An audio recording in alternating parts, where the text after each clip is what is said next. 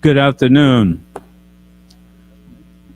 I want to thank everyone for coming.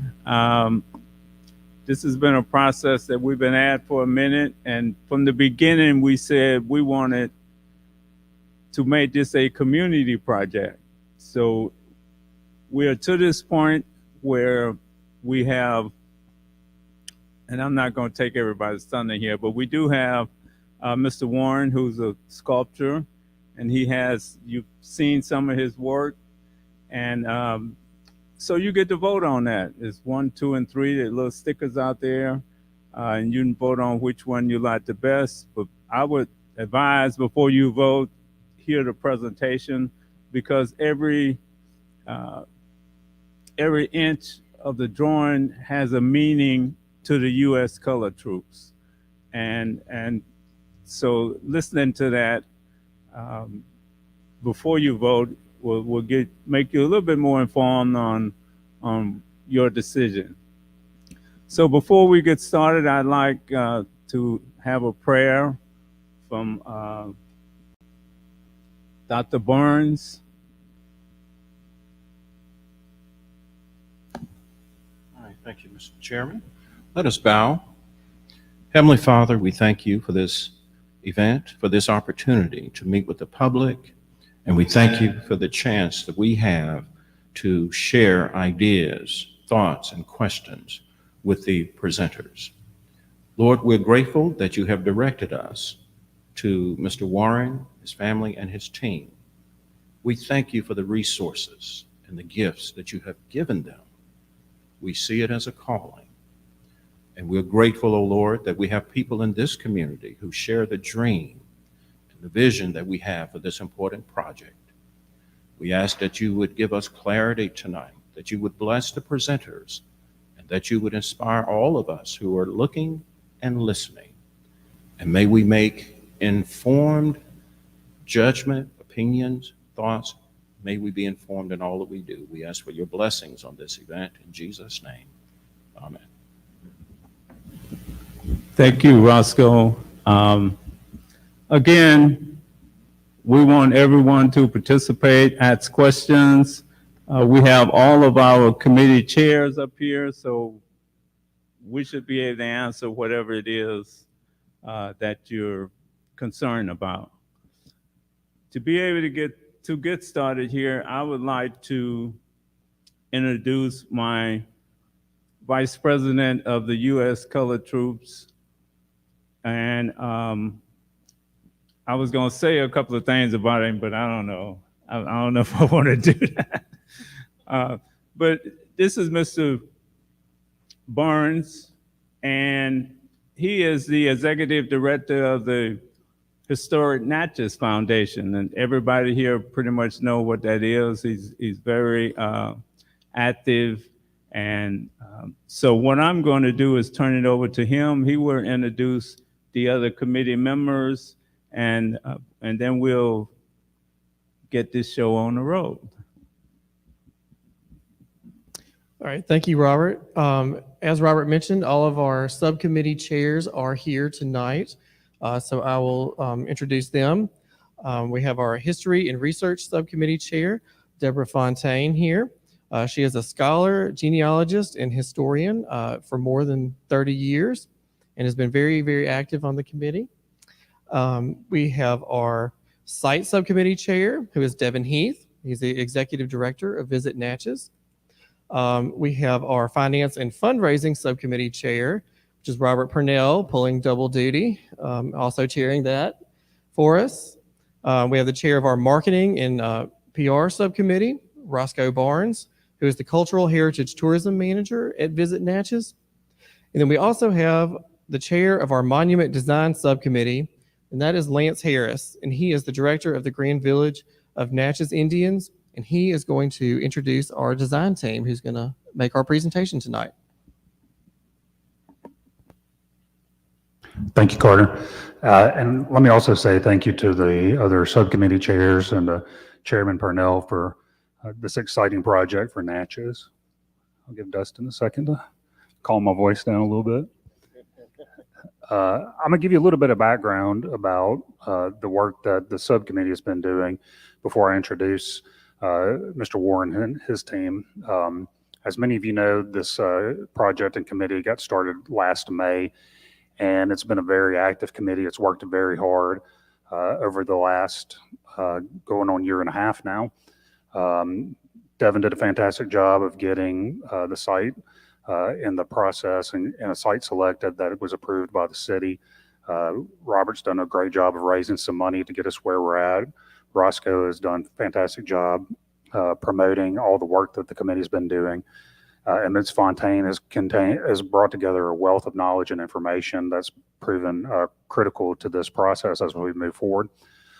Our team, back earlier this year, we worked very diligently to create a request for qualifications and proposal that we put out in May of this past year. It went national. Roscoe did a fantastic job of promoting it all throughout the country to a variety of different news outlets and associations.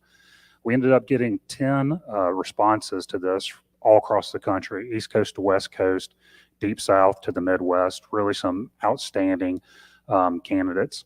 And after a very lengthy grading process, we came to determine that we really needed to work with Mr. Jay Warren, who's here with us tonight. Before I tell you about him, I'm going to show you a few slides of some of his work, and I think you'll understand why the decision was made to work with Mr. Warren.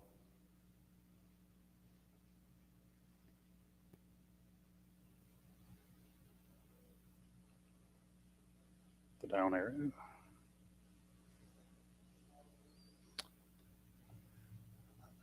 So this is the Emancipation and Freedom Monument that was unveiled last September in Richmond, Virginia. You can see how awe-inspiring this particular work is. This is a statue of Dr. Martin Luther King Jr. As you can see, it's a bronze, 14 feet tall in Newark, New Jersey. The Rosa Parks Memorial in Essex County, New Jersey, commissioned by the Essex County Parks Foundation, unveiled in October of 2014. Here in our home state of Mississippi, the Medgar Evers Memorial at the Medgar Evers Library, unveiled in 1992. John Coltrane Monument in High Point, North Carolina, unveiled in September of 2006, an 8-foot tall bronze. And aside from these works, Mr. Warren has a tremendous wealth of other works. I'm just going to share a little bit of information about him. Jay is actually a Mississippian, born in Vicksburg and growing up in the Delta along Highway 61. He went to Rolling Fork High School, where he graduated as the valedictorian of his class. He attended Mississippi College under dual art and academic scholarships and graduated magna cum laude in 1980. For 36 years, he's worked full-time as a professional sculptor. In 1992, the National Sculpture Society presented him with the Young Sculptors Award, and in 1997, he was elected as a professional member of the NSS. In 2012, he became an elected member of the Portrait Sculptors Society of the Americas. He's created 59 public artworks in 21 states and in Canada, and these sculptures, again, are all over North America.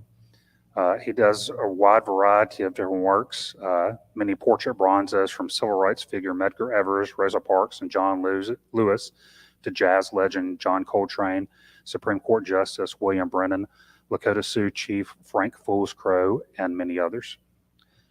He works exclusively by commissions, creating public monuments and memorials for historical figures and events. And as you just saw, the wide range of many works that he's worked on, it's really an impressive portfolio that he's put together over these 30 years. And with all that being said, he's assembled a fantastic team to work on this project with us that he will introduce. But I'm going to hand it over to Mr. Jay Warren. Thank you. Okay, thank you, Lance. Appreciate that.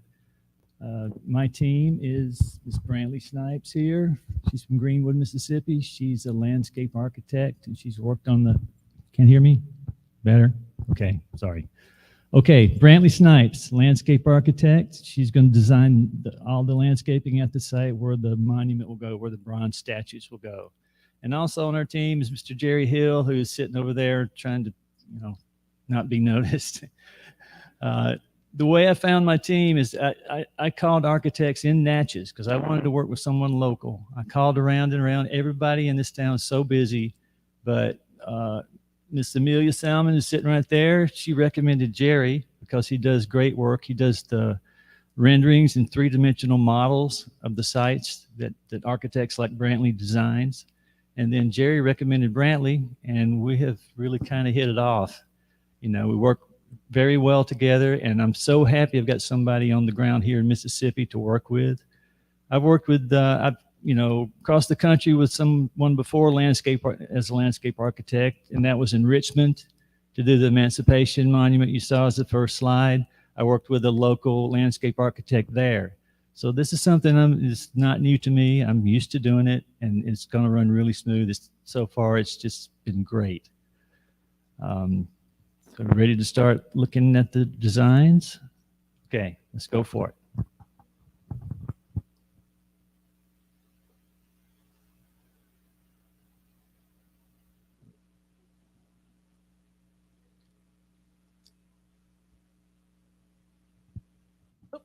Got it.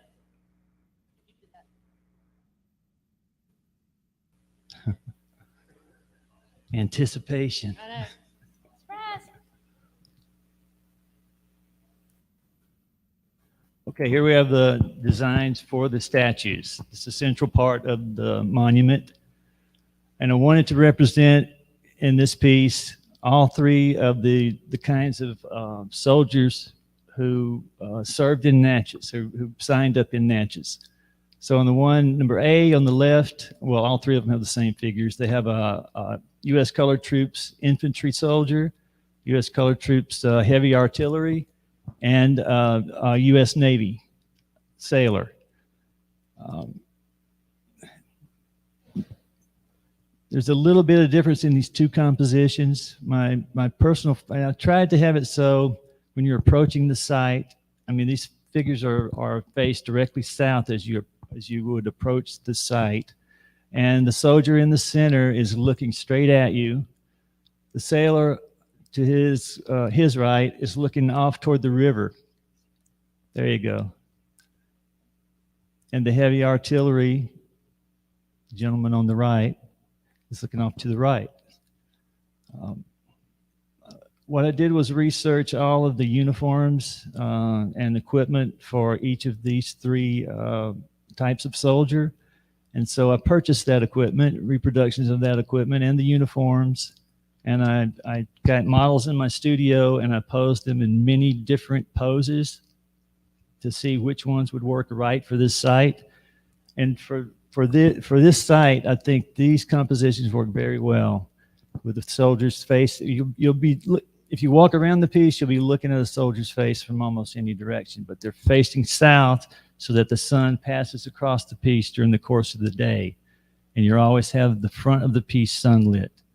And then in the evening, when we have beautiful sunsets here, the sailor will be looking out toward the river, and his face will have that evening sunset light. Okay, so hopefully you guys, and the figures in the pictures down at the bottom, those figures show the scale of the pieces. I'm proposing these at 12 feet tall, cast in bronze. If you saw the first slide of the Emancipation and Freedom Monument in Richmond, that piece, those figures are 12 feet tall. And that works so well in an outdoor setting like this, because as you approach it from a distance, you're drawn to it because the figures are so large, they stand out in the landscape. And also for this piece, I think you need a large figure because you want to honor these men with a big, powerful piece. You don't want to minimize it. You want it to stand with any other monument from the Civil War that's in the country. Okay, and go to the next one. And then, okay. Ms. Brandt's turn to explain to you how she designed the site to fit the statues in.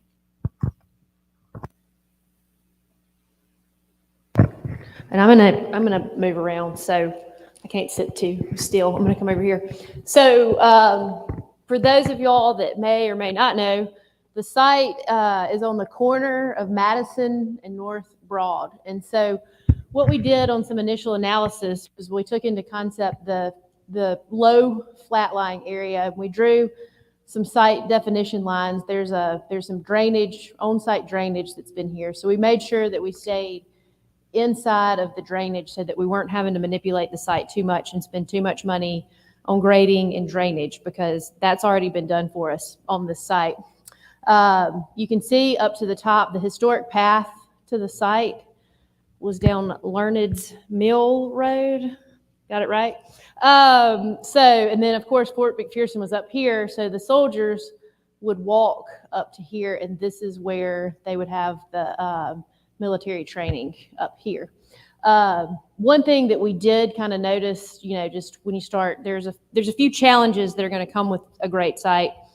It's nice, it's open, it's flat, and that is one of the challenges. If you're trying to create a space within a space that's engaging and kind of reflective, you don't want to do that with the neighbors sitting on their porch watching you and the cars coming by. So you'll kind of see how we address that as we move through the site on that part. One thing that was kind of brought up was parking for the site, and we're very fortunate that the site selection chose, I didn't even introduce myself. I'm just going to pause and just say thank y'all for having us. I get real excited about this, so I just jumped right into it. So again, thank y'all for having us. This is an honor to be working, and I should have said that earlier, so I apologize. So back to the residential and the parking. So there is plenty of on-street parking along here, and we're envisioning bus access and parking coming down through Broad. In addition, several of Natchez's trails, you've got the Bluffhead moving through here, and when I've spent time on the site, there's lots of really good people in Natchez who are out exercising, not eating like I've done since I pulled into the city limits yesterday. So again, these are some of our words that were given to us through the committee of goals that we want to accomplish through the design of this site. Get it right. So one thing that was important to us as a design team was to make sure that the site was linked to Natchez. This is Natchez's story. We wanted to make sure that this just wasn't a monument that could be picked up and put anywhere. We wanted to make sure that the materials were reflective of the landscape within Natchez. Y'all live here, y'all know what you have. These are some images that we picked up of mature trees, existing trails, and informational signage, which we'll talk about in a minute, historic brick, ironwork, and then how the materials all come together in terms of brick and iron and landscaping. So these are some images from the site itself. This is our corner, this is the corner, this is North Broadway, this is Madison coming along here. This little brown spot is kind of where we are looking at in terms of the actual location of the monument. This is the trailhead coming up the bluffs. These are some bronze markers of some other things that have happened in Natchez, site furnishings, and you can see it's a beautiful open space. But beautiful open space in the Deep South also translate to hot and miserable in the summertime. So if we want people to come spend time in this space and have it be reflective and interpretive, when I'm hot, I'm not going to spend it, I'm going to breeze through there and just keep moving. So we want it to be a place where people come and spend time and really take in the story of the colored troops of Natchez. And one thing too that we're looking at along the north, these are some interesting historic approaches to drainage that Natchez has. I call this the drainage death trap. So we're going to be addressing that as well, because one thing that we don't want to do with the site is have people access the site along here and totally dismember an ankle.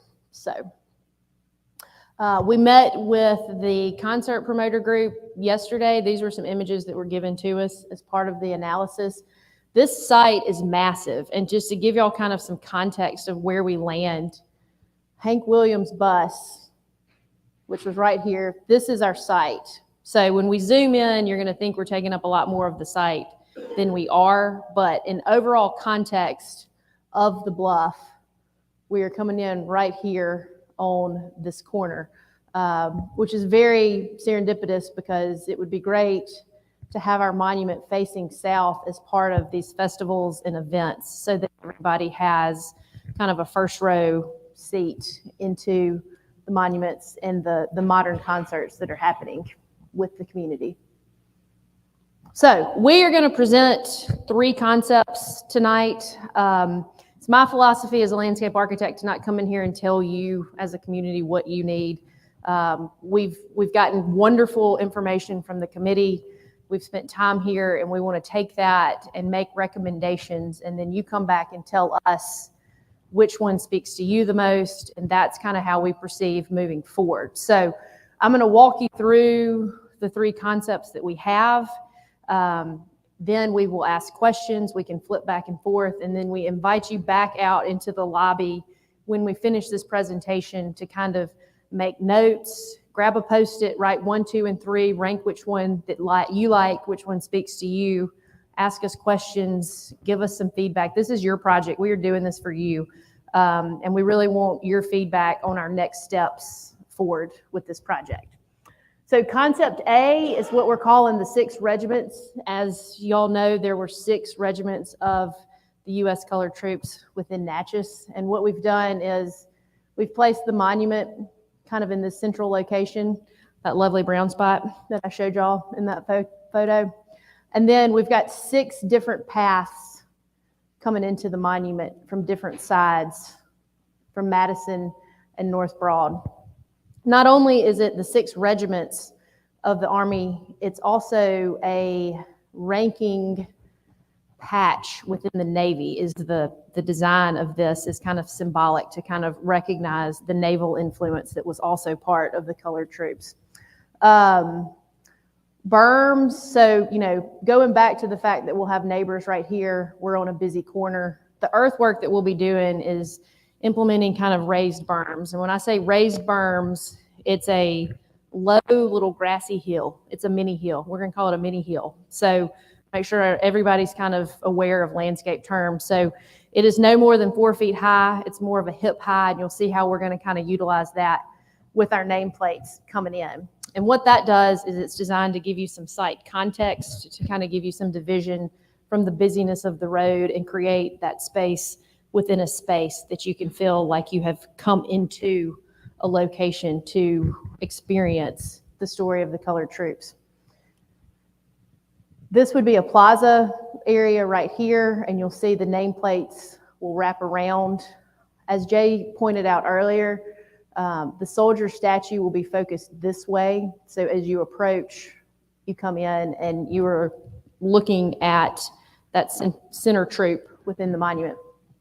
Other thing that we're wanting to do is to use this site as kind of a visual representation of the connectivity from Learned's Mill Road to the forks of the road. So you'll see that theme throughout all of these is catching on to that story of transformation from going from slaves to soldiers and kind of using this to represent that movement through there.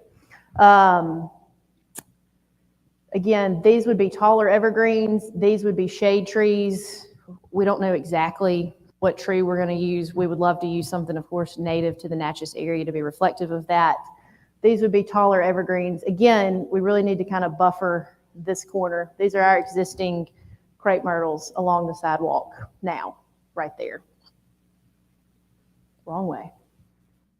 So this is Jerry's rendering popped up of what we would be looking at from a bird's eye view. So of course, you can see the pathways coming in. You can see our nameplates along this berm, and you can see just the gradual elevation change that the berm's providing. The other cool thing about this concept is it's kind of resemblance of the labyrinth of that churches and spiritual retreats use the labyrinth concept that you go walk and you think.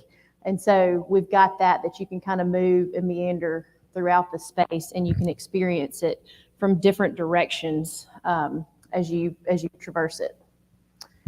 So for our nameplates, we're going to go back to that concept of combining the Natchez materials that make up y'all's amazing city.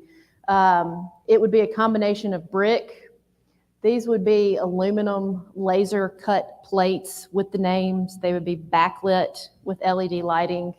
They would be at a level that whether you're 6 or you're 6 feet tall, or you've had an unfortunate accident and you were in a wheelchair, ADA accessibility, you can access and experience the names no matter age, no matter ability level on that.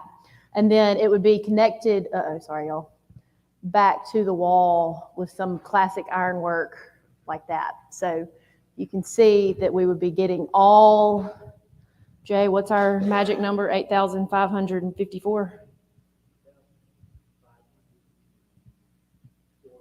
48. I'm a designer, I don't do numbers. So that's it. We've got a significant list of names. Not only will the name be on there, but the name will have a plaque number beside it, and that links us to the African American Civil War Memorial in Washington, D.C. So this will be a local monument linked to a national monument, and we're really hoping for a unique connectivity for visitors to experience both of them. And it will be the only one in the country linked back to Washington, D.C. All names have been certified through the National Park Service, so there is a waiver. We all take no responsibility. We're just going to throw it on the government. So to take care of that for us. So we've got a fully registered list. Ms. Deborah's done a wonderful job on that for us. So again, kind of seeing how the nameplates in our wall will kind of represent, it's not high. It's not high enough for anyone to hide behind. You can see well over it. We're still maintaining that site safety and clear vision lines throughout the space. This height right here of the monument base will be 18 to 24 inches, where you can also sit there and be in the shadow of our monument. You can take photos, and that allows you to really be interactive with a part of it. We're envisioning for this material a stained concrete, an integral stain with the color hue of the Union blue uniforms right there. It shows up a little royal on the screen. We're not going that royal. Concept B, so we're going to move into our second concept of the night. The 58th Regiment was responsible for breaking down the slave pens and building the fortification. They were 5-sided fortifications. And so what this design does is take into account the 5-sided fortification. So you come in and you feel more completely enclosed, like you were part of a fortification with that. Also, it was pointed out yesterday that a pentagon is a very military symbol. Clearly, we have the Pentagon as the headquarters for the Army. Our 6 regiments would be represented by the large 6 shade trees. Again, maintaining open visual for our monuments as you come in and experience it through here. Again, connecting to Learned's Mill through the forks of the road that way. The berms would wrap around all 5 sides like that to give you this experience as you come in. So you can see the raised elevation along the side. And one thing that the berms also do, they provide context for us. They give us a little bit more enclosed feeling. They also make cool places to sit. I've done parks in the past, and people love. I'm from the Delta. We don't have hills. You put a hill in front of me when I was little, and that was a joy, you know? And so we're envisioning seatings and picnics and kids playing on the hill, and so that it becomes a community used space. There'll also be seating around, and we'll kind of show concept for what we're planning on that. But berms are going to provide kind of a space within a space within a space and allow people to kind of have separate spots, but still be part of the overall landscape of the memorial. This will be as you walk up to the monument.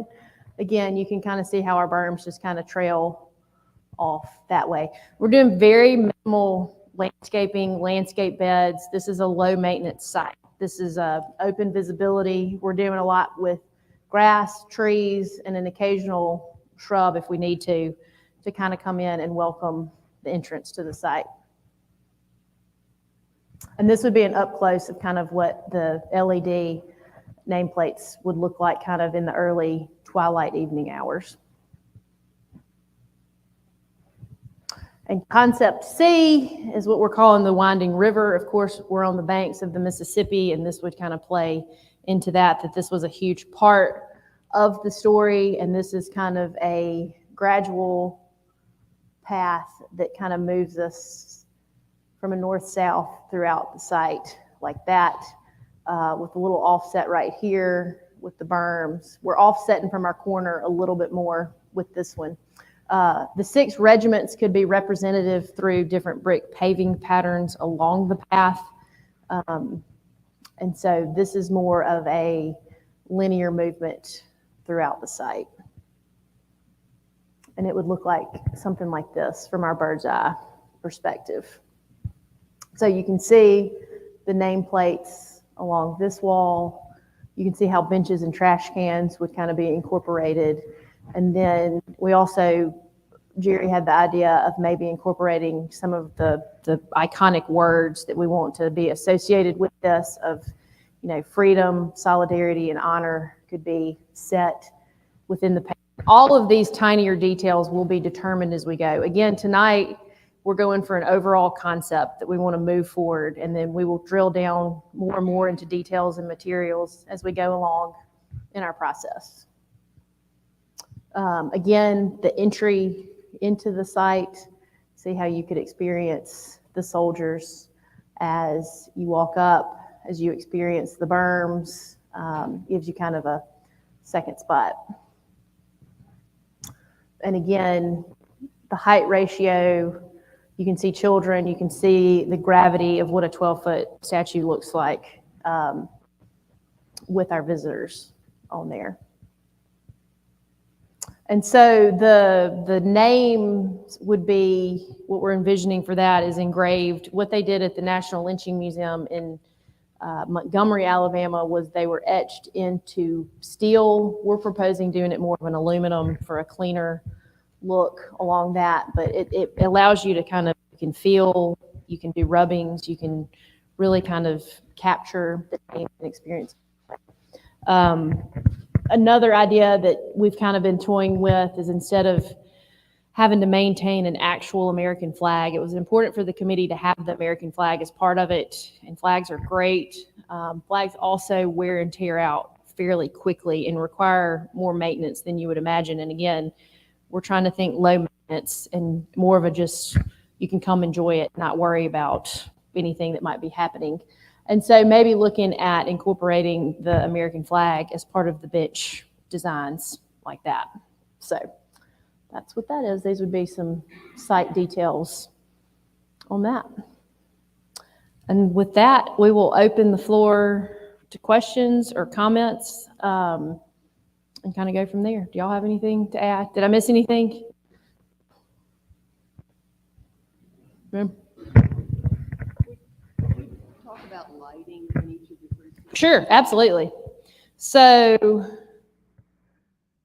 of course, we're going to discuss lighting in each of the schemes on that. So what we're envisioning, of course, low voltage landscape lighting, we would backlit the nameplates. Trees would be uplit and probably downlit to create kind of a soft ambient lighting, nothing crazy, not like stadium lights. And then with the possibility of some uplights onto the statue, so that you've got the nice street lights around the sidewalk. And so we want this to be, the lighting to be within the actual monument itself. And that could be repeated in all of them, just with nice uplights from a landscape on that perspective. Does that answer your question? Okay, yeah, no problem. Yes. God, that's bright. So, unfortunately, that was my question also, but talk a little bit more about the lighting of the statue itself, because it seems to me like in the evenings and so forth, that's really important, because every picture you're showing, the statue just does not, for me, come out at dusk and in the night. Sure. So Jay, do you want to hit on some ideas that we've talked about for that? Yeah, we're talking about lighting the statue from, you don't want to light them from straight down below because you get that Halloween flashlight under the chin effect. You want to light them from a little bit higher level, so possibly some lights in the trees or to focus on the statue.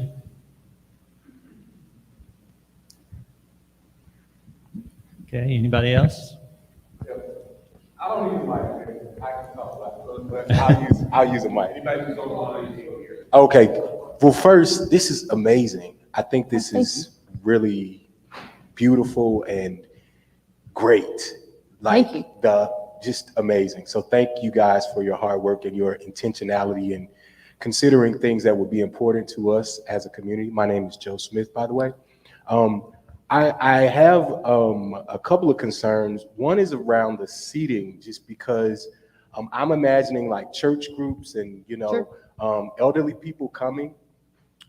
This doesn't seem like enough seating to facilitate the needs of like mobile people with mobility challenges. Yeah. And along that same line, the space, what do you call them? Bermers? The berms. The Yeah. berms, Yes, right? sir. So that space seems a little tight if you wanted to have like maybe 5 classrooms of 24 kids each. Great. Yeah.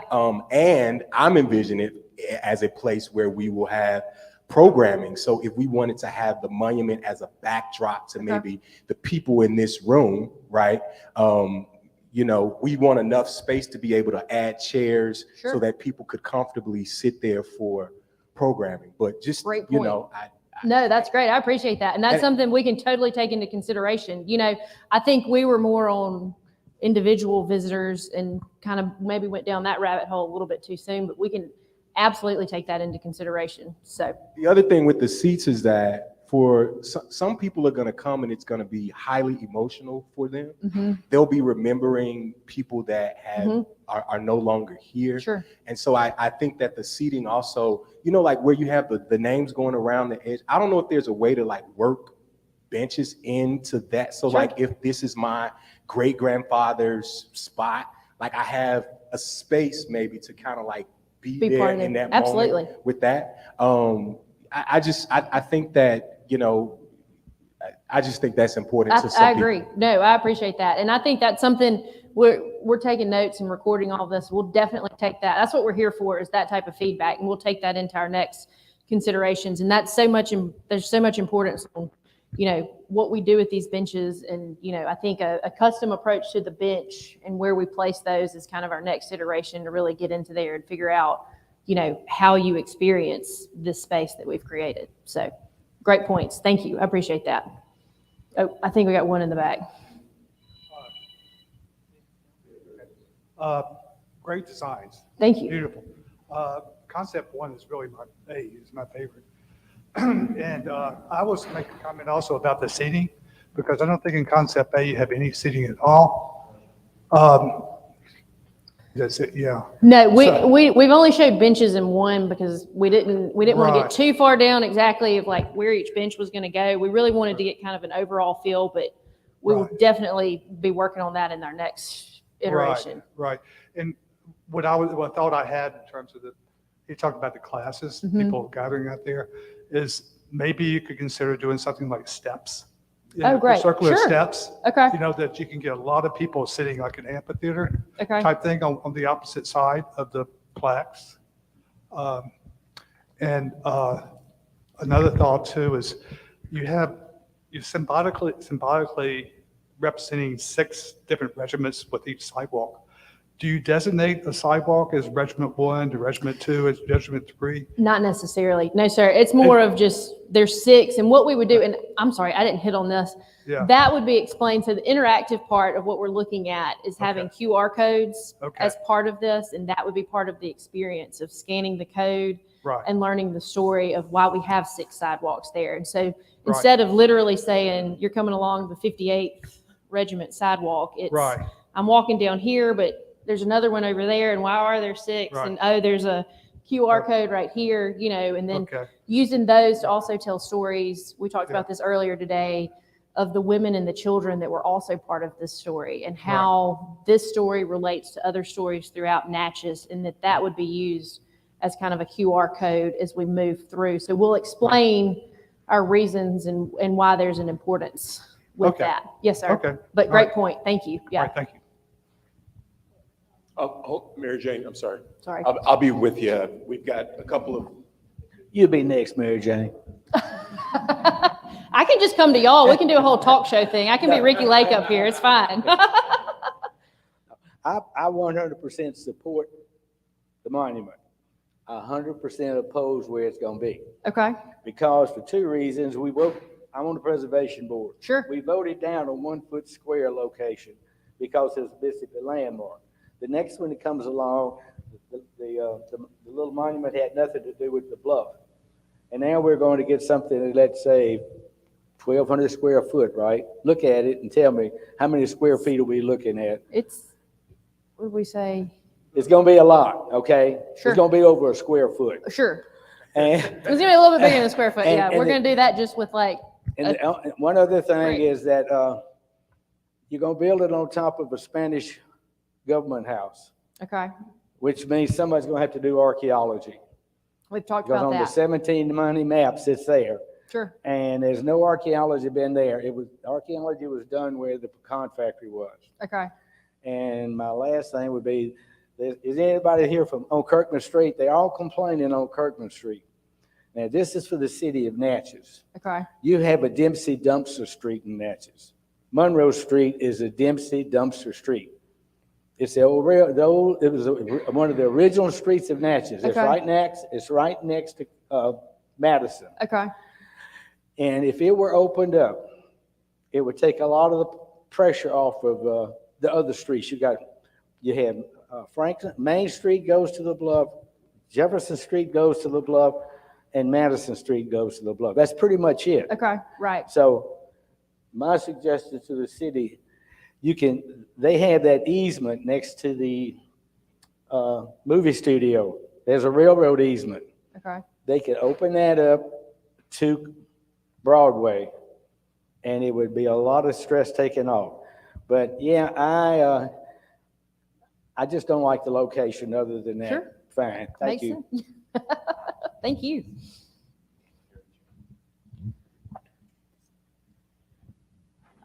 Well, what I was going to say has been covered a lot because it wasn't quite so profound.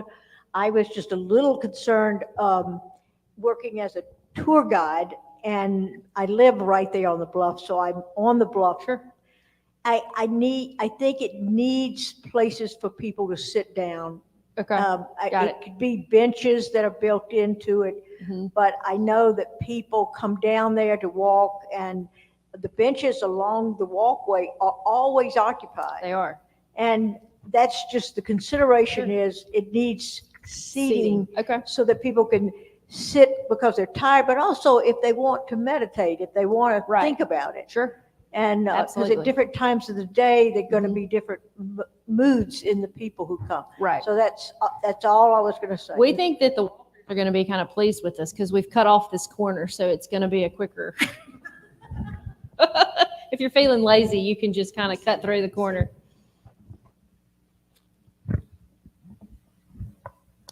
Oh, my name is Betty Sago. No disrespect to anything that anyone has said. I heard the gentleman over here talking about doing the street and bringing down another way to the bluff and all of this. Now, you all had several meetings, I'm sure, before you got this far. Sure. So any of these things should have been brought up beforehand and not wait until we get here to talk about where you would like to put it and where you don't want to put it. Now, I heard the gentleman back here behind me talking about people wanting a bench for their particular spot. You start doing that, you got a problem because everybody gonna want a spot. Consequently, you're not gonna have enough space for all of those special benches. So that need to be cut and thrown away with from the beginning. If Sir, you can't interrupt. I'm talking. Allow her to speak. You can't interrupt. Let her speak. She let you speak. We're gonna have to have order here so we can get through this. But anyway, when you start doing things like this and everybody having a special space with a limited amount of space, you're gonna have a problem. Sure. No matter what anybody says about that. So I was just looking at the many paths, I think the 6 pathways that you had coming out. That will give you, to me, will give you ample space for movement. Mhm. People going and coming, but when you got one way coming in and somebody's trying to get out, somebody's trying to get in, Right. the more pathways you have, Mhm. the more people you can accommodate. Okay, that's a great point. So the key thing is, you're past the phase of selecting the spot, unless you're gonna go back and do it again. Or, as I said, about the special benches that someone might want to buy.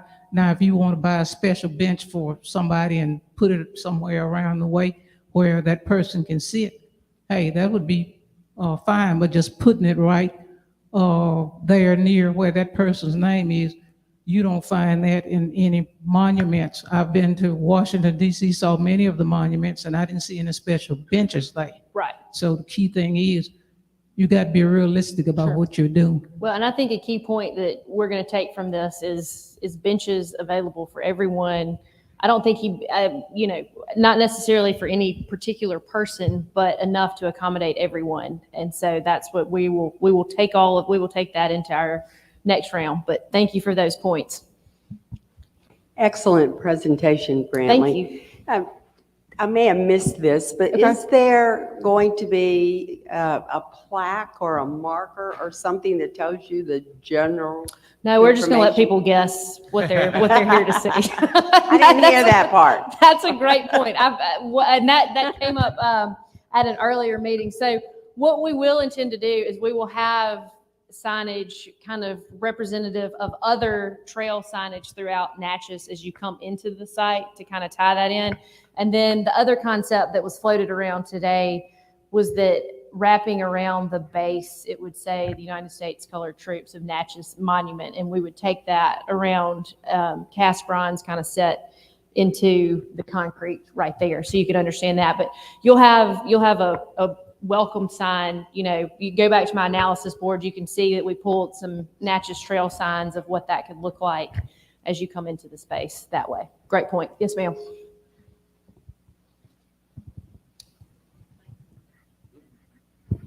In addition to working for a newspaper, I live in Natchez, was born here, so I want to have an opinion too. Great. I think everybody in this room has an opinion, and Ms. Sago, I think you may not have understood what Mr. Smith was talking about. I don't think he was talking about individual seats, but a bench that people could sit on all along where the names are for a temporary, and there are things that, for instance, I love all of them, but there are things that I like in particular with each. Sure. I'm not fond of the 6 Great. sidewalks going in. And when I looked at it out there, the concept C, I thought, no. When I saw it this way and from above, I think it's become my favorite. Okay. But it definitely needs more seating. Sure. And if you could take little pieces from one to the other, when I heard backlit from LED, I thought, oh, that's going to be cool at night. And then when I saw C, that it's etched in something that people can make drawings Sorry, they're on all that. and, I'm sorry, I didn't explain that. The nameplate piece is the same. It will all be the laser cut aluminum with the backlighting mounted onto brick with the berm in the background. I apologize, I didn't make that clear. No So problem. yes, all of the nameplates will be the same throughout each concept. Yes. Well, this committee has done a phenomenal job. Let's give them a and we're hand. going to Yeah. have to just trust They really them. have. We're They've gonna have to really trust them. It's amazing. To make the Yeah. decisions for us. Yeah, they've done an incredible job. So.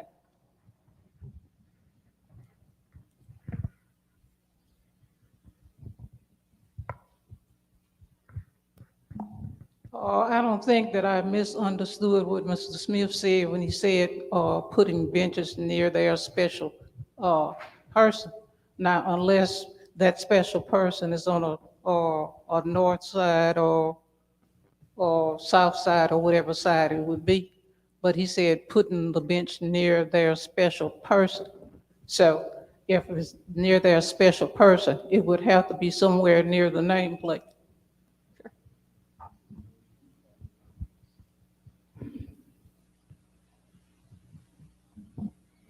Thank you.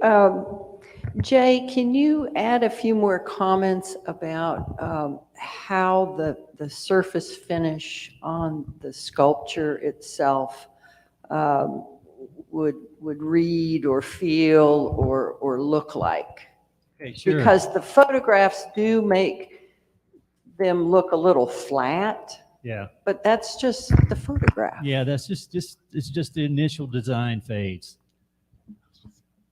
For the bronze, I would want to use a traditional bronze patina process to get different shades of brown and golden brown and black onto the pieces to delineate the different colors in the uniforms and the equipment.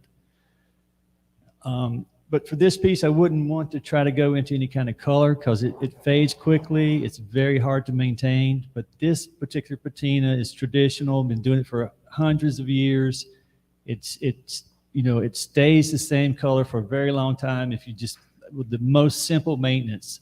All you have to do is wash it and wax it twice a year and it will remain that color. If you go on my website and look at some of the bronze pieces there, like on Coltrane, for instance, you'll see the delineation of the color between the brighter saxophone and the dark suit and even the dark tie he has at his neck. That's the kind of patina process I'm planning on doing on this piece. Hold on.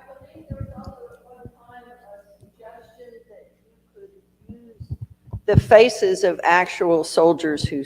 Yes, ma'am. Thank you or so Navy much men. for reminding me of that. That's one of the main things I was thinking of about this piece is, you know, this is just the initial design phase. These are just, you know, pictures of some models.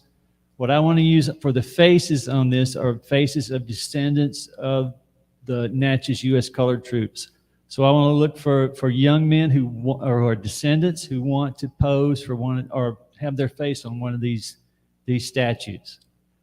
I don't know how exactly we'll go about doing that, announcing it and getting people to submit for it, but we'll figure it out. We'll make it happen. Maybe tonight's this is a good time to put out the word. You know, if you're a descendant and you want your face to be the face of one of these soldiers on this piece, you know, let us know.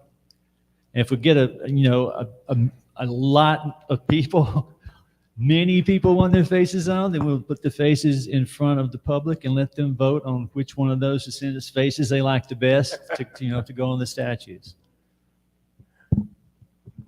Okay. Regarding the color of the statue, well, not really the statue. I kind of want to talk about the walkways, and I'm wondering if, just from a cultural perspective, because I think that people of color, like color is a really important part of how we express who we are. And I'm wondering if there's a way for us to use the walkways in a more meaningful way to kind of like add some color or, you know, like just something. It seems a little, can I, not bland, but you say it seems a little sterile, if I can use that terminology. When you think about African cultures and the way that they sort of express themselves, like in terms of the intricacy of like design on the ground and walls and carvings and stuff like that, I'm wondering if there's a way for us to use the walkways, whatever they are, if it's the 6 or the 5 or whatever, if there's a way to use the walkways to sort of express more of the African-American heritage. Do you think is there a way to kind of work some more of that in there?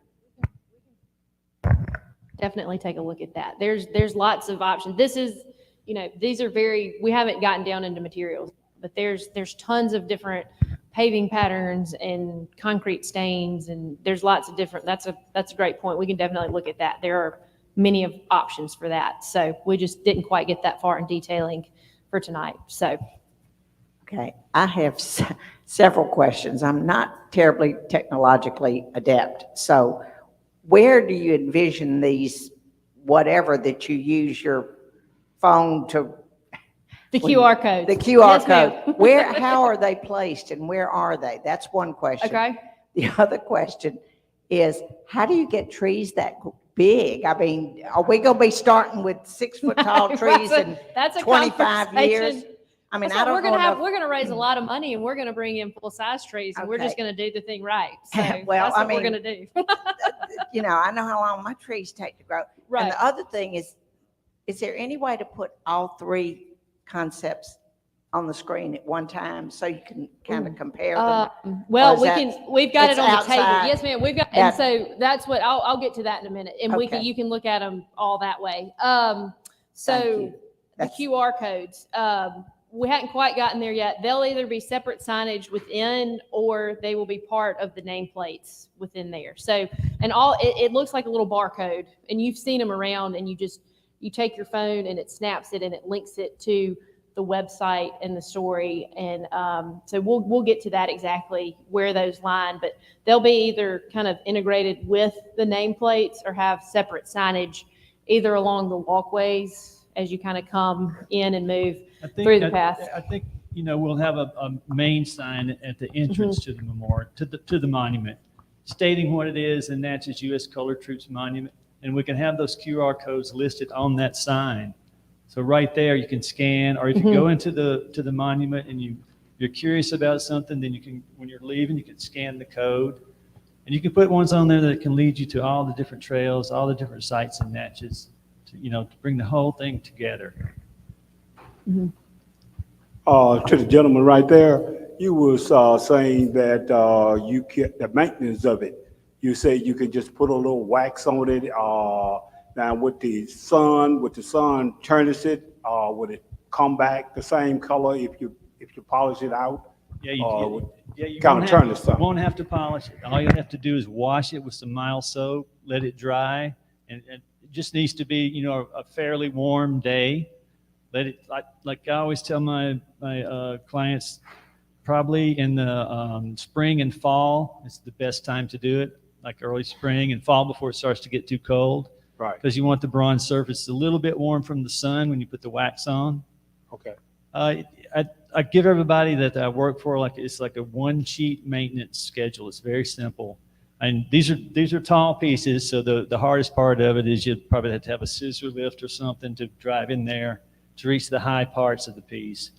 But it's very simple. And it's twice a year. It's soap and water and wax. Like you could even use Johnson's wax. But there's specialized waxes like Renaissance wax is wonderful. It puts on a very protective, very hard surface. It's very easy to do. Okay, thank you. So we do have all 3 boards, the site plan and all of the supporting images out on the tables outside. In addition, for those of you watching on Facebook, we will have a link on the website and the Facebook page for the Colored Troops.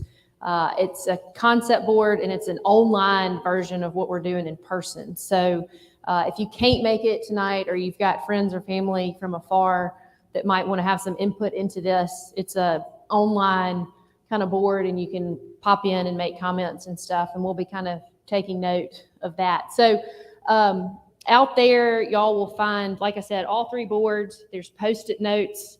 We'd love a 1, 2, and a 3 by which one you prefer. We'd love you to write some notes on what you like, what you don't like. Pop those on there. There's no really color coordination of the Post-its. They're just all bright and colorful. So we take it on your word, not the color of the Post-it out there. And then we do have trace paper. If you have an idea and you want us to throw the trace paper over there and kind of draw on top of those, we can. So again, this is y'all's project. We want y'all's feedback. We want to make the best informed decisions to represent what the community of Natchez wants. So any other questions, comments? Again, thank you. Thank y'all for having us. Thank you. Thanks to Jay. Appreciate that. Again, Thank you, Brent. the committee did a great job. Y'all are an awesome community to work with, and it's just really an honor to be part of this project. So thank y'all. I want to tell y'all, I am so happy to be back in Mississippi. Like, this is my home state. I started my career here with the Medgar Evers statue, and I'm coming back for this one. So happy. I'm honored, really. Thank you so much.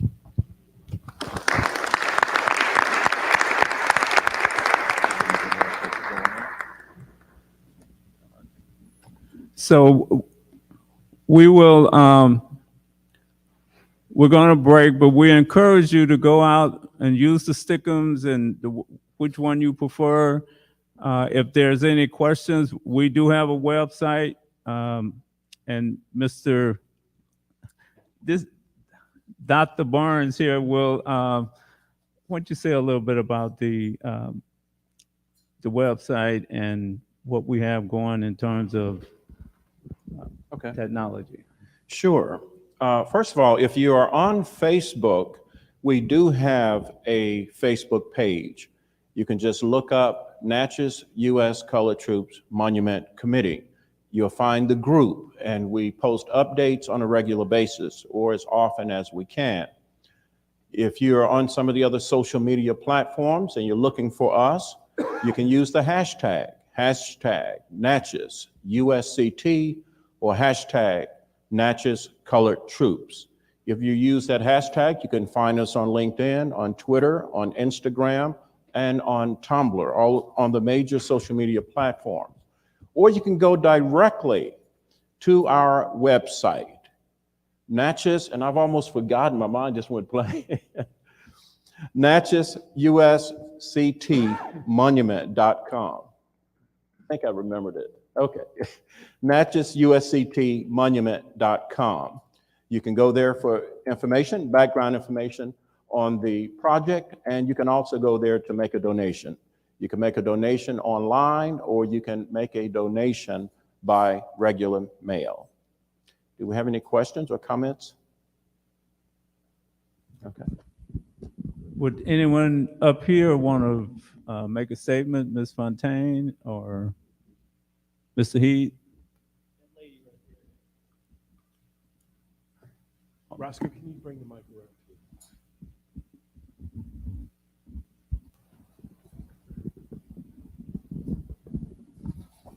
Thank you. You mentioned funding, making a donation. I'm a native Natchezian. How much is this going to cost? We're going to get to that when we have a final design chosen, because we have 3 different layouts and a couple of different compositions for the statues. We'll put all that together in the next stage. We'll put an itemized budget that everybody can see what each part is going to cost. So that's coming. I can speak to that. Oh. Would you tell us how much money has been raised at this point? Well, about 35,000. And how much is needed? Pardon me? We don't know until we get to Right. the budget. You have an approximate amount? It's Well, and one of the big, I think, important factors that we have been excited about is getting to this stage now, because we've been talking a lot in concepts and theories. And if you think about it, if you're willing to make a donation, you want to see what it is that you're making a donation to. So as we get to this phase now, and we actually have an actual model and we have concepts to be able to actually share, we're really going to be able to step up our fundraising efforts. To date, our fundraising efforts have been where we've expected them to be, because we haven't had a design and something, an image to be able to share. Once we actually get the designs and get a model, we'll be able to actually really step up our fundraising efforts at that time. I just want to say these, when we get to the final design, it's going to be greatly refined. I will have my model of the statue 3D scanned, and we'll have that file that Jerry there can put into his 3D rendering of the site, which will be much more detailed than these. And you can actually look at the monument from any angle. He can do a fly through to show you all the details. So that's coming at the next phase, along with the itemized budget. So I understand everybody is concerned about how much it's going to cost. But there are other strategies that we can get the money through grants and through even the legislature. So rather than limiting ourselves because we don't know how much it's going to cost, let's get the best possible monument, and then we will go after, and we're already going after grants right now as we're having this meeting. But the idea is not to limit yourself because of cost, because the money will come when the statue's finished. And there are other strategies that we can go. For example, we also, Ms. Fontaine is a genealogist. So she's going to help people trace their ancestors back. And if one of my ancestors fought in the war, then I would be more adept to giving a donation to the monument. So I just want us to think about the best possible monument and then talk about some strategies on how we're going to raise the money. And it's not going to all be Natchezians or Adams County or Jefferson County. We got,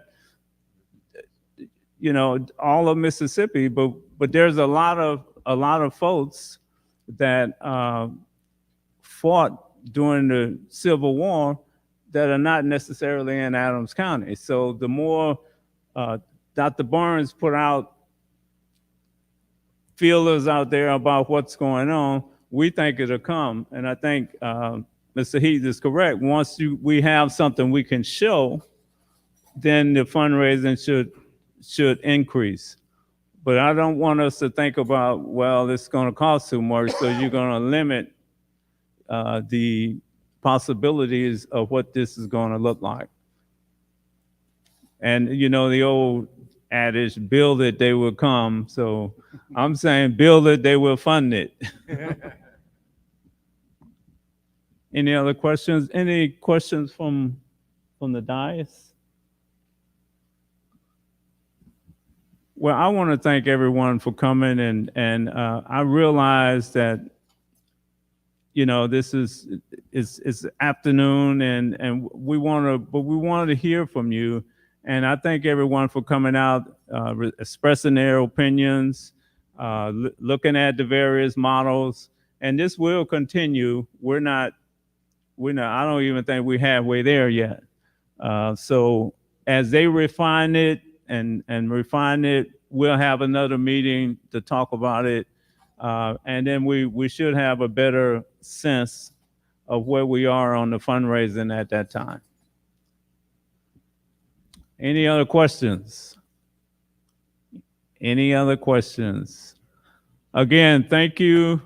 This meeting's adjourned.